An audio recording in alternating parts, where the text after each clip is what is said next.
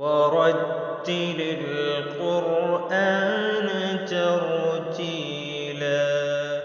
الحمد للہ وحدہ والصلاة والسلام علی من لا نبی بعد وبعد. بسم اللہ الرحمن الرحیم. بچوں، ہم نے تنوین اور نون ساکن کو پڑھ لیا. تنوین اور نون ساکن کے 4 قاعدے ہیں.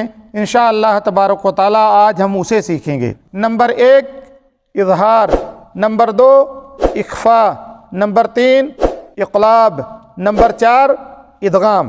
بچوں، جو قاعدہ ہمارے پاس ہے قاعدہ نورانی، اس کے اندر تنوین اور نون ساکن کے 4 قاعدے جو ہے، پہلا قاعدہ تختی نمبر 9 میں لکھا ہوا ہے اظہار، دوسرا قاعدہ تختی نمبر 10 میں ہے اخفاء، اور تیسرا قاعدہ تختی نمبر 23 میں ہے، اور چوتھا قاعدہ تختی نمبر 24 میں 24 میں ہے.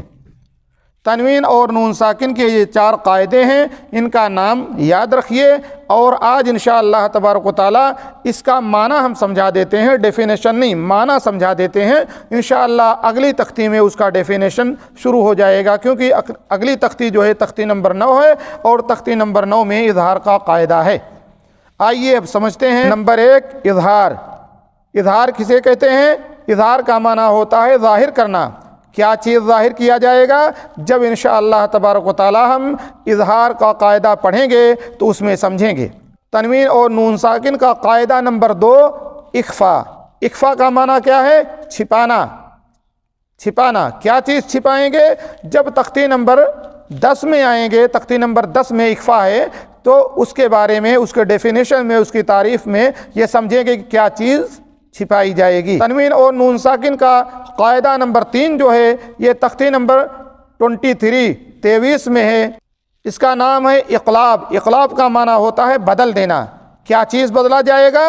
جب انشاءاللہ تبارک و تعالی ہم تختی نمبر 23 میں آئیں گے تو اس کے بارے میں سمجھیں گے. اور تنوین اور نون ساکن کا آخری قاعدہ جو ہے وہ ہے ادغام.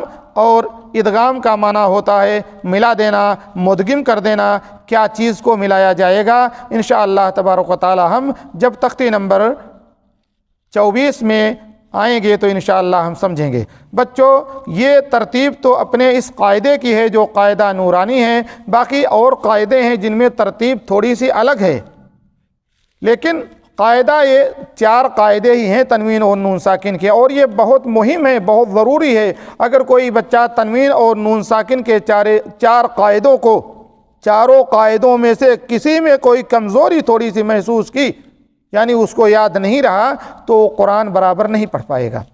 کیوں؟ یہ بہت ہی ضروری ہے. بلکہ یہ سمجھو بچوں کہ ہو سکتا ہے کوئی لائن ایسی ہو قرآن کی جو آپ پڑھو اور اس کے اندر تنوین اور نون ساکن کا قاعدہ نہ آئے. ایسا بہت کم ہی ہو سکتا ہے. ہر لائن میں کوئی نہ کوئی قاعدہ، تنوین نون ساکن کے 4 قاعدے جو ہیں وہ آ ہی جائیں گے. اور تنوین اور نون ساکن کے جو 4 قاعدے ہیں، یہ الف سے لے کر کے یا تک حروف پورے اس کے اندر آ گئے ہیں.